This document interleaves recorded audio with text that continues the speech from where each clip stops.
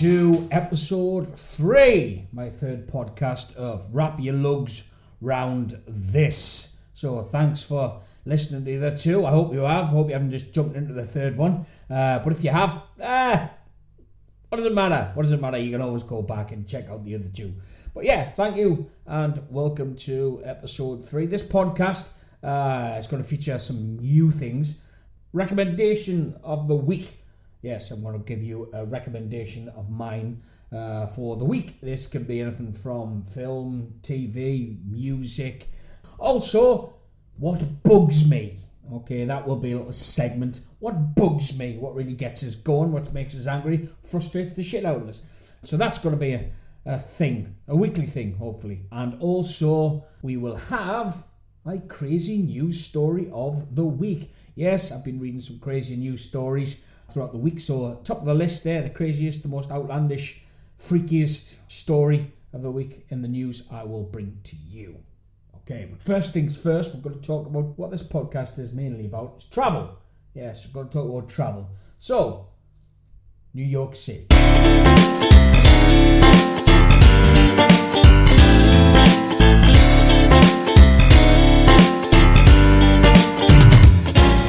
For those of you who listened to my last podcast, you may have heard me talk about getting married. Yes, I did do it. I did do it. I got married. I am a married man now. Never thought I would say that in my life. Never thought it would happen. But hey, shit does happen. So yes, I'm a married man. I married Stacey. And we got married in Barbados, which I'll talk about a little bit later on. But first things first, I want to talk about New York. After we got married in Barbados, we stayed on for a week. After the wedding in Barbados, then we had a week in New York as our honeymoon, which we thoroughly enjoyed. So much so that we returned back to New York just a few weeks later. So this is pretty much the reason why it's been quiet on the old podcast front. That, getting married, travelling and working in theatre. I came back from getting married, jumped straight into a production. I was cast in a show called Everywhere We Go by Boyle Stotts Productions. So yeah, it's been busy all the time. But New York, love that place. Absolutely love New York. The reason to do is things I've mentioned previously, I think. And I'll talk about it to everyone. It's just how friendly that place is, man.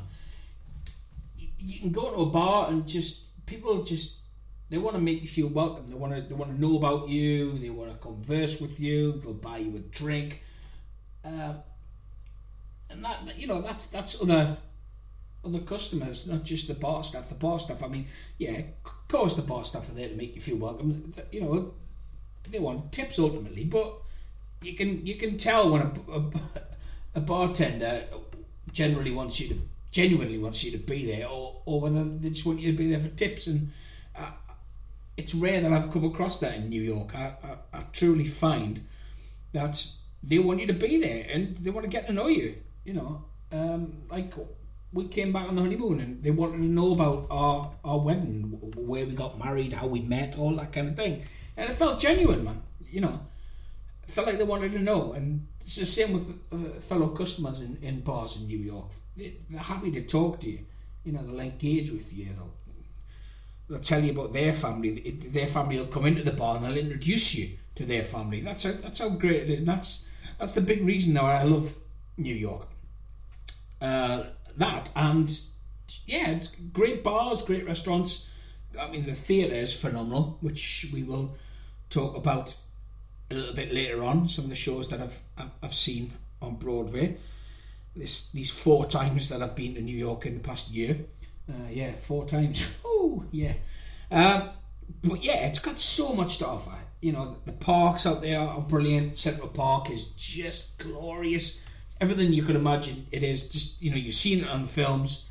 It is like that. It's beautiful. It's got everything. It's got lakes. It's got live music in there. They do, you know, concerts in there. They do theatre in there. They have Shakespeare in the park during the summer, which is free. And that's big, man. It's not just, some little community theatre kind of stuff. It's big productions in Central Park, and yeah, they're putting Shakespeare on during the summer for free, which I think is absolutely wonderful. So yeah, I love the place, and so does Stacey. So yeah, it was a must to go after the wedding, and we wanted to do a few things different this time from what we did last time. I mean, on the list last year was Brooklyn Brewery, which I've always wanted to go, but we didn't get to last time, so we made sure we went this time, and I'm glad we did.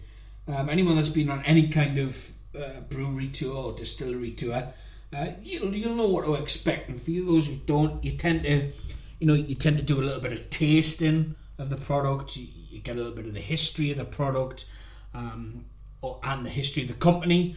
Also, you get a tour of the factory, the distillery itself. So that's what that was. I mean, and we only paid £15. I mean, £15. It was informative. You got plenty to drink. You got to sample some great stuff, some great brews, and you got to learn how it was made and how the company came about. So for £15, man, you can't beat that. So if you're in New York, go to Brooklyn Brewery. I mean, I've no doubt you've seen it in bars and supermarkets in this country now, because Brooklyn Lager it's pretty damn big. And they have their main brew, but they have all kinds of flavours. They have summer beers. They have sour beer. They have a sour beer, which I didn't think I would like. And to be honest, it's weird. It takes 3 drinks of this sour beer for you to fall in love with it. At first, you're like, shit, what's going on? That just tastes wrong. Second one, you kind of, okay, I can finish this drink off.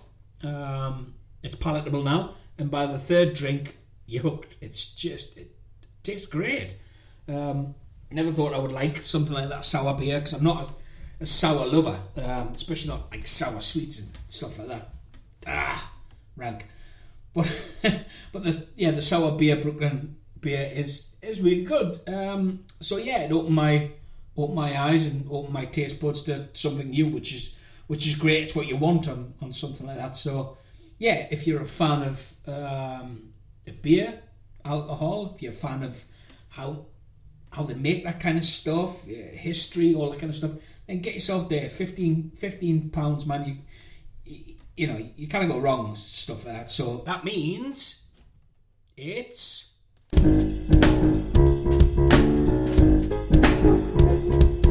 recommendation of the week. Yes, indeedy. Recommendation of the week is the Brooklyn Brewery Tour. If you'd like to do that, check out the website, www.brooklynbrewery.com. All their tour information and pricing is on there. The tour I did, it's only one tour. They have a few to choose from, so just check that out. And yes, if you are in New York, my recommendation is the Brooklyn Brewery. So I do hope you enjoy. Now, moving on to what I would like to call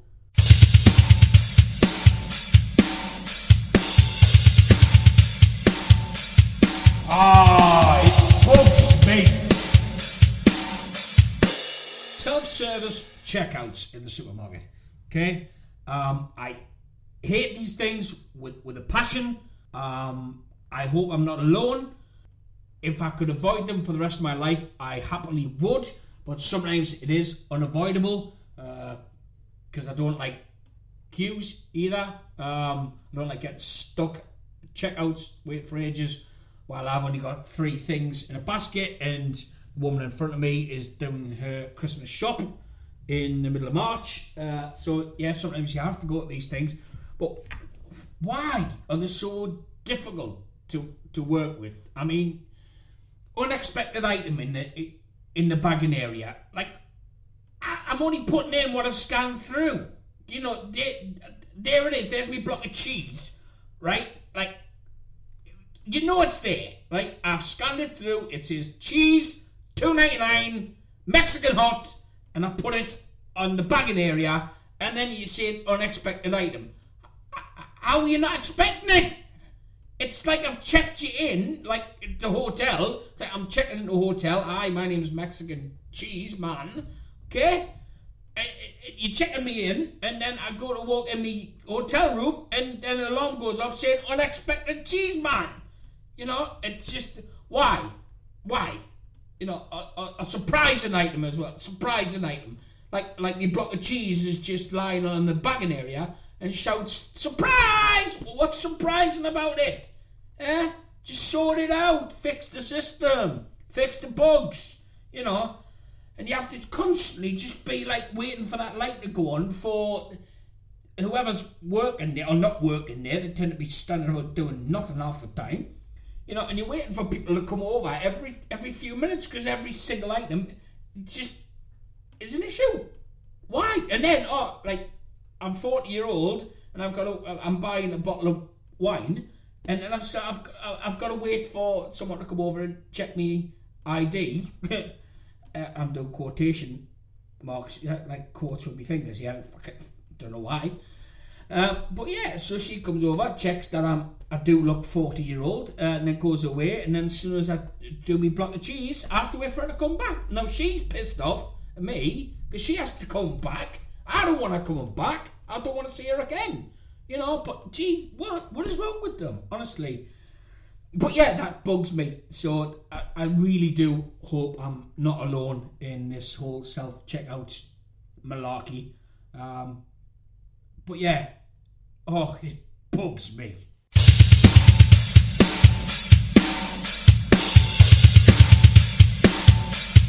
It bugs me. Back to New York.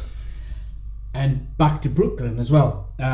Obviously, we spent a little more time in Brooklyn this time round on the honeymoon. So we decided to see what else was in Brooklyn worth a visit. And we wanted pizza. So on a recommendation of our friend Katie, we sought out a well-known place in the Dumbo area of Brooklyn called Juliana's. Now, again, when someone recommends things, you kind of don't want to, you don't want to believe the hype too much, just in case you're disappointed. You know, for what some person loves might not be the same as what you love. Expectations were high, but I didn't want to get my hopes up too much, and I'm kind of glad I didn't. But wow, what a pizza! Fully deserve the praise that they get. Fully deserved the recommendation from Katie. Me and Stacey popped in there when we're down Dumbo, looking around the shops and such, and getting a lovely view of Brooklyn Bridge. So if anyone goes and you're an Instagrammer, all that kind of stuff, you love your photos, then go to Dumbo, just under Brooklyn Bridge. It's one of the most photographed places on the planet, I would imagine. It's great. But while you're down there, check out the shops and check out Juliana's. The pizza was absolutely phenomenal. We always tend to go, me and Stacey, we always tend to go simple when we try a pizza place for the first time. So we just go with the plain tomato, mozzarella, basil, the standard, the classic. So that's what we decided to go for. We got a large one, which was plenty enough for two of us, and bear in mind I'm fatty, so I like a lot of pizza, but their large pizza was still enough to feed us both. So we got a large pizza, 2 beers, and that only came at $30, which I think is absolutely sensational, especially in New York, especially Brooklyn. That's good value for money for what it was. We both were well fed and watered with nice Bud Light for $30, which you can't grumble at that, man. That's great price. But taste wise, I mean, wow, phenomenal. Everything from the base, the tomato sauce, the freshness and creaminess of the mozzarella, the basil was fresh, just packed a punch. Best pizza I've ever had, hands down. Happy to say that. I've had some great pizzas. I I've had some great pizzas in London, Edinburgh, throughout the UK, in New York itself, in Manhattan, and the likes. But wow, definitely tops the list for me and Stacey as well. We both thoroughly loved it. Nice selection of other pizzas as well. If you're not just, you don't like your pizza's just too basic, here's more on offer, but not too much, which I think is a good thing. In most restaurants, I think the larger your menu, the more your standards tend to slip. So yeah, just a nice variety of pizza, but damn, best tasting pizza I've ever had. So yeah, check that out if you're in the Brooklyn area as well, trying the brewery. So yeah, do them both, you know what I mean? Do a brewery tour, a few scoops, a few beers, and then some pizza to soak it all up. So yeah, try that. Juliana's in Brooklyn, in the Dumbo area, just under the bridge.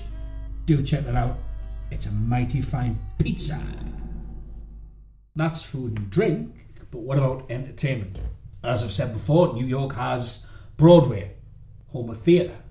Well, in the US, home of theatre in the UK is the West End. Which is better? I don't know. That's a different argument. That's a different fight for them to battle it out. You know, battle of the West End and Broadway. You know, who knows which is better? But both are phenomenal for theatre, new and old. So yeah, last few times we've caught a show. We've seen The Play That Goes Wrong, Waitress, both which I've absolutely loved, and this time we wanted to see a show that I've wanted to see for a long time, and that's Dear Evan Hansen. Been top of my list to see, but like most shows on Broadway and at the West End, they're damn expensive. I mean expensive, you know, run into the hundreds of pounds, hundreds of dollars. But this time when we went, which is our return from the honeymoon, like I say, we went on our honeymoon, then we returned home because I was in a show called Everywhere We Go, which was on in my hometown of South Shields at the Cusp House Theatre. I had to go and work on that a few weeks, and once that was over, we returned to New York for my 40th birthday. Yes, I'm 40. So seeing Dear Evan Hansen this time was a bit special. It was for my 40th, so we splashed the cash. Well, my wife did, as a birthday present. So yeah, finally got to see it, and I've been obsessed with this show for a number of years now, mainly from the soundtrack. When I first heard it, I just fell in love with it. Ben Platt's voice was a big factor in that. That guy can sing, man. I mean, his pipes are unreal. The emotion in his voice, and that's what sets Dear Evan Hansen apart. I think his voice just sells the story on that album. You know, you feel in every song because he's got such a unique voice that tells a story. Not like, you know, I'm not bad mouthing musical theatre performers here. I've been in musicals myself, got a lot of friends in musicals, but too many musical theatre performers are sounding the same. They don't stand out in a musical.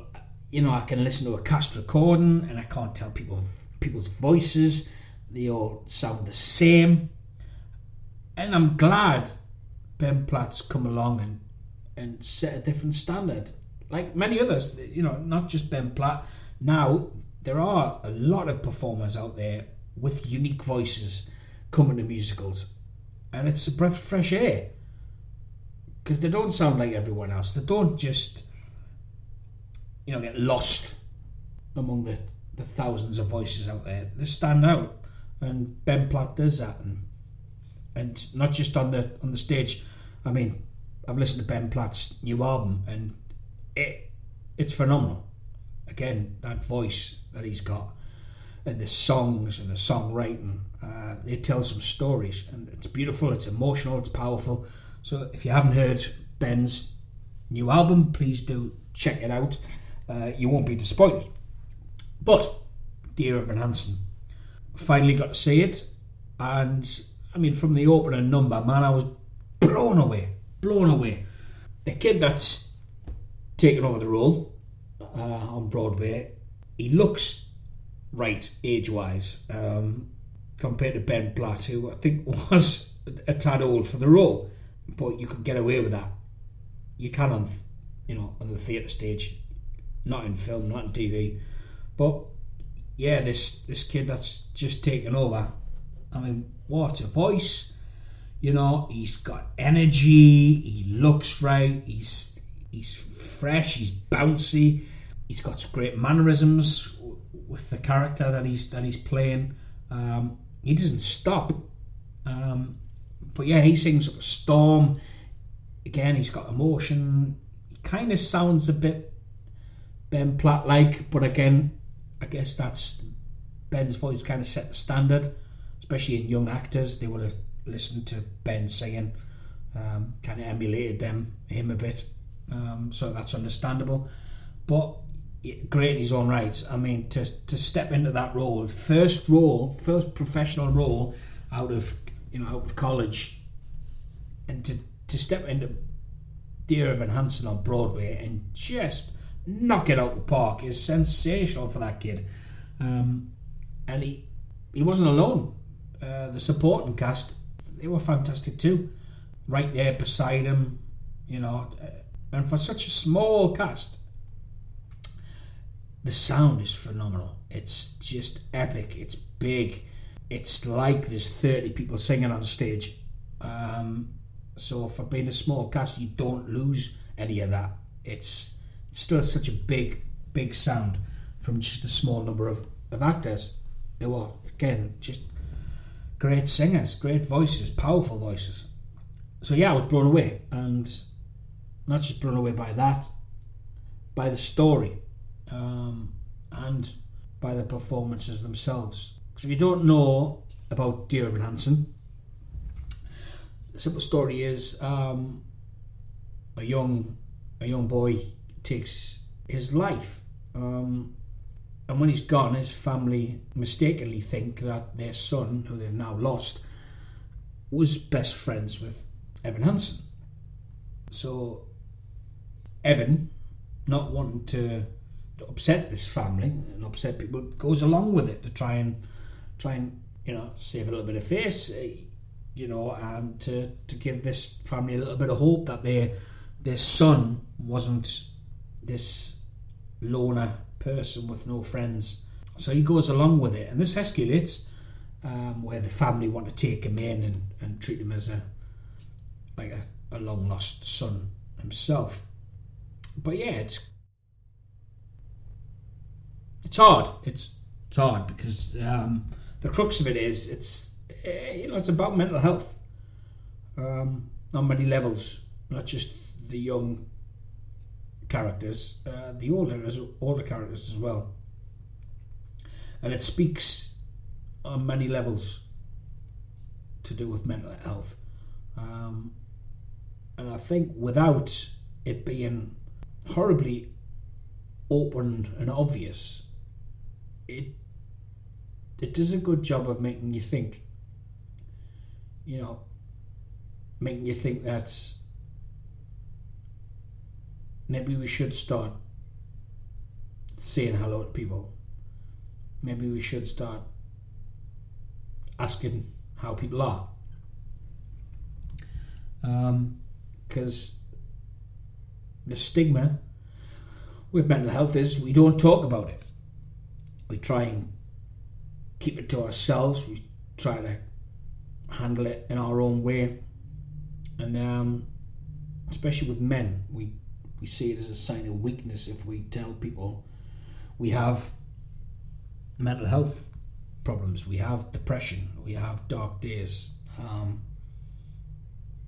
So yeah, it opens that up. It's a phenomenal piece of theatre, phenomenal music, great performances. But yeah, it opens your eyes to what is out there and what problems young people and old people are having in life, and maybe sometimes just reaching out to these people can do the world a good.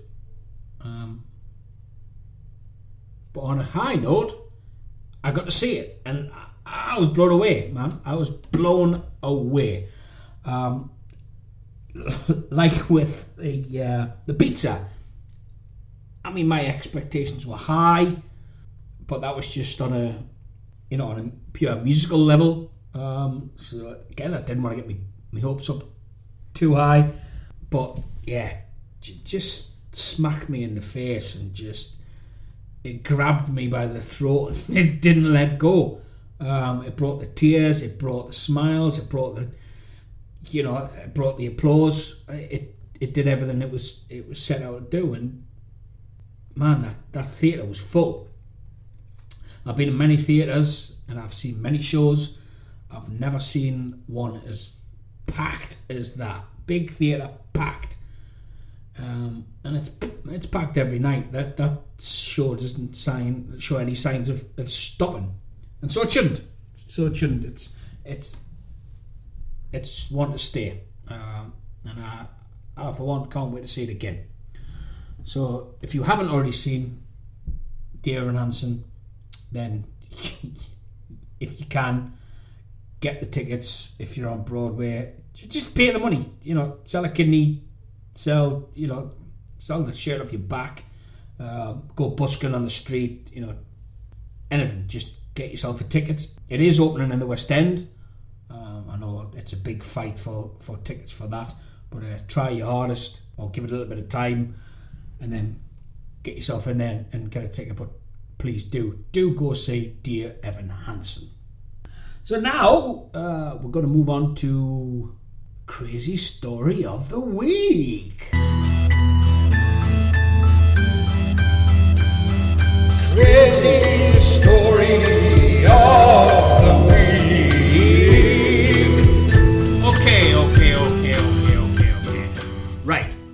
Read a story this week about a post on Facebook.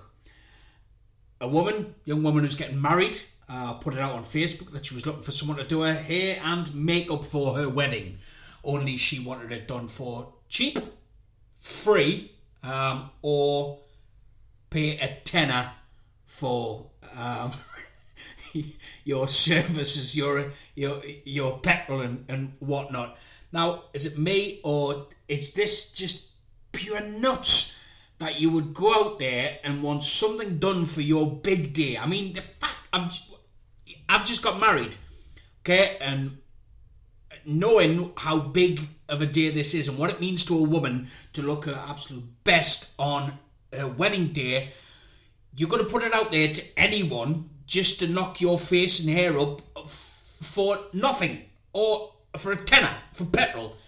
I mean, one, what are you expecting to get for that? And two, how are you expecting a professional to do that for you?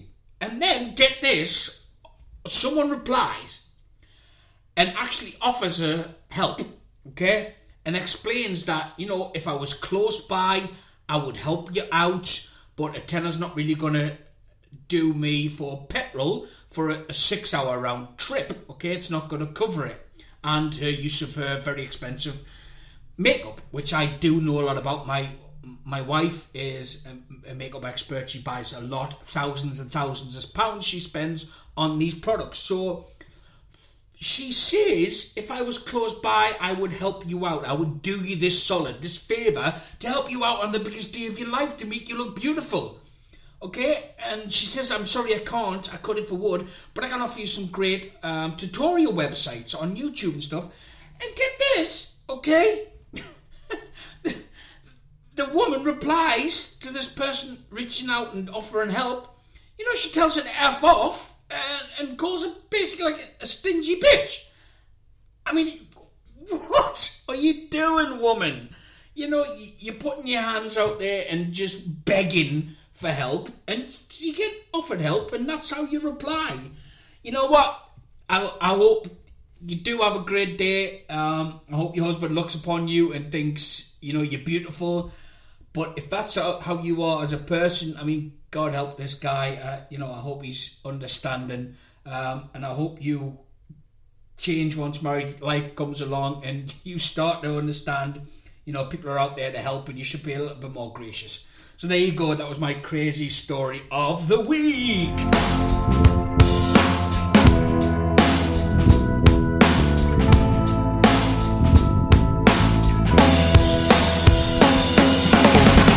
Speaking of weddings, as I mentioned, I did get married in Barbados, so I just want to talk a little bit about our marriage in Barbados. Now, when we decided to get married abroad, that was a decision made mutually by myself and Stacey, mainly because it's something I've always wanted to do.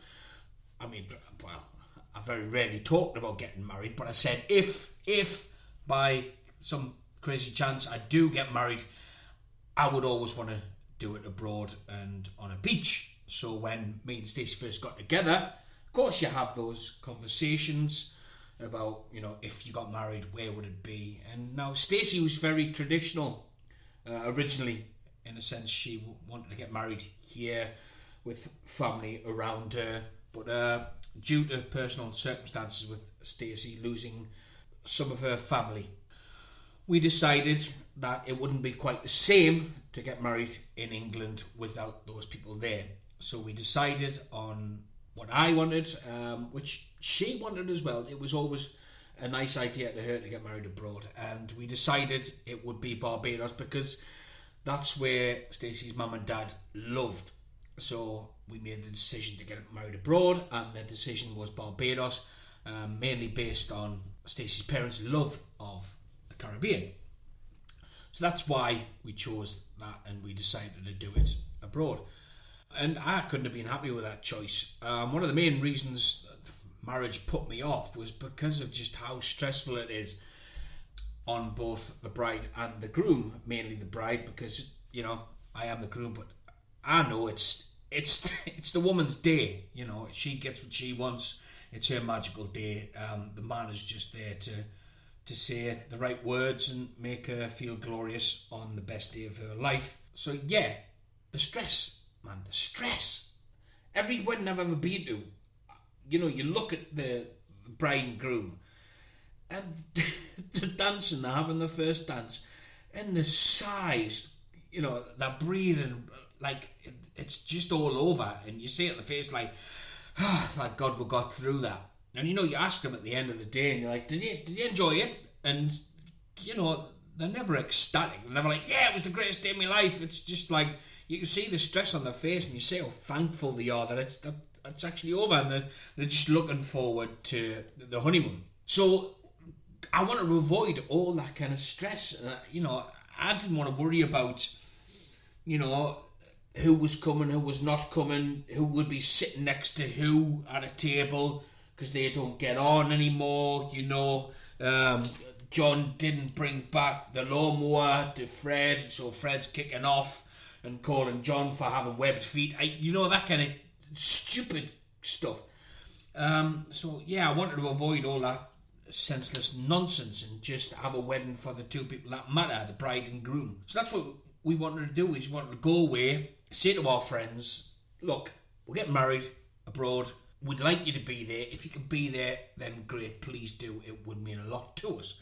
So that's what we did. We put it out to people. And yeah, so some people came and were part of the big deal with us. And we were thankful for that. And God, it was stress-free, man. Stress-free. We stayed at the Waves Hotel and Spa in Barbados. We chose that. It was a beautiful hotel. It was small, which was great. We didn't want it to be a massive hotel, too many people. And we decided to get married on the beach there. So they offered a good package, which was a hell of a lot cheaper than get married in this country. The prices of weddings in this country are just astronomical. And every kind of service that comes with a wedding just goes up for a wedding. A photographer, if you want a photographer for a 70th birthday party, he's only going to charge a certain amount, but you see a wedding and that it more than triples, So yeah, it was a lot cheaper. That hotel did everything they could to make it special for us. I mean, they were on the ball. The organisers themselves of the wedding, they were there pretty much every day, just checking with us and there for any questions and offering different services and offering, advice on things. You couldn't fault them. They were there with us every step of the way to make sure it was exactly what Stacey wanted. And the staff themselves, just the everyday staff, the bar staff, the waiting staff, the reception staff, the cleaning staff, they were just top notch, man. They just made you feel like kings and queens every single day. And that's not just us, the married, the couple getting married. It was our friends as well. They looked after you. I mean, you didn't have to lift a finger. They brought everything to you. The services were just on point. It was the most relaxing 2 weeks I think I've ever had. Most of the time, you lay by the pool and they came around with your drinks. They came around with sprays and stuff like that, just to make sure that you were having the most wonderful holiday and obviously wedding. But what a place! I mean, what a place! Absolutely stunning location. The views to the beach from our hotel room was second to none. Waking up to that kind of view every morning was just magical. It made you start the day a lot better. I mean, I was waking up 6 o'clock in the morning, pretty much every morning. I was getting a great sleep on a lovely comfy bed. I was waking up naturally at 6 o'clock. I was going out on the balcony watching the sunrise. It was absolutely stunning. So that I cannot fault. So if anyone is thinking about getting married abroad in Barbados, please do check out the elegant Waves Hotel and Spa. It's a top-notch choice, I guarantee you. So yeah, that's where we chose, and lo and behold, we got married, and we got married on the beach, on the sand, which was lovely. It was, it was basic. There was, it wasn't all bells and whistles. It was us on the beach with friends. The pastor was there. Yeah, it was a lovely, quick ceremony. We topped it off with some bubbly on the beach, took some photos, and then made our way into our private room for the evening party and celebrations and speeches and stuff. Again, they accommodated us so well. They looked after us, give us that room, and I say give us that room. You pay for the room, but it was, it was there on offer to make it even more special, which was great, and we thoroughly loved it, and we couldn't thank them enough for everything that they did for us on our wedding. Now, Barbados itself, you'll probably know, is just an absolutely stunning place. Beaches are beautiful, and one of the most special things about Barbados is the sun and the rum, and those things together are just a magic combination. Honestly, you drinking rum all day in that sun, just take us back. I would go back now. I miss that place, and yeah, it was the most magical wedding. I got to marry the love of my life, Stacey, in the most beautiful place on earth. So yeah, I'm a married man now. Hey, who would have thought it, man? But yes, I'm a married man, and I can't thank the people of Barbados enough, the people of the Waves Spa and Hotel.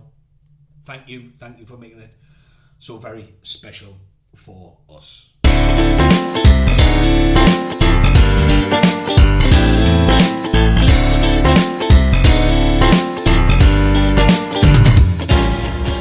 It's coming to the end of the podcast, sadly, or celebratory for you if you haven't enjoyed this. But I have. I've enjoyed talking about marriage, weddings, Barbados, New York, and some of the things we did in New York. So just to remember those things, that there was a recommendation of the week for Brooklyn Brewery, so do check that out. If you're on Broadway, do check out Dear Evan Hansen. Honestly, that show will blow you away. It looks great, it sounds great. They've got a great lead in Andrew Barth Feldman. Absolutely stunning performance from him, and so young. I'm sure he's going to go on and do amazing things with the rest of his career. But the rest of the cast is sensational as well. So do check out Dear Evan Hansen. Do check out Brooklyn Brewery. Do check out Juliana's, the best pizza I have ever had. Now, I did want to talk about one other destination, but we are running out of time, and that was in Crete. Me and Stacey enjoyed a holiday in Crete recently, and we thoroughly enjoyed it. It was a lovely, quiet kind of holiday. We were not in the middle of nowhere, but we weren't directly close to any other hotels, any bars, so it was peaceful, it was quiet, it was an ideal couples location, but it was close enough so you could go out to a restaurant, go out to a bar and still enjoy yourself. So if you're looking in Crete for a nice quiet place to stay, check out the Panorama Sea View Apartments in Crete, run by a lovely family out there led by George. So do check that out if you are travelling in Europe to Greece, one of the islands, because those islands are stunning. I've been to many so far: Santorini, Kefalonia, Crete, Rhodes, you name it. I'm trying to do them all. There's too many to do, but hey, I'm trying my best. But yeah, check out Crete. So I want to say thank you very much for listening to this podcast. I hope you've enjoyed it. I hope you continue to enjoy the rest of the podcasts that are coming your way. The next one, hopefully, we will have some exciting guests. And I'm going to go back to talking about theatre, mainly what's hot and what's to see in theatre locally, in the Northeast here, nationally in London, and also the Edinburgh Fringe Festival. I'm going to be looking at things that are running at the festival this year, give you a couple of shout outs. If you have a show up there, do get in touch. Hopefully I'll give you a shout out. I'm going to pick some things that I think look interesting this year and might be worth a little gander. So yep, that's what next podcast is going to be about, back to theatre. So I hope you tune in again, or listen in. Not really tune, it's not a radio. What am I talking about? Talk utter crap again. Excuse me for that. But yeah, do listen to episode 4, and I hope you enjoyed this episode 3. So till next time, thank you very much, and thanks for listening. This has been Wrap Your Lugs Round This.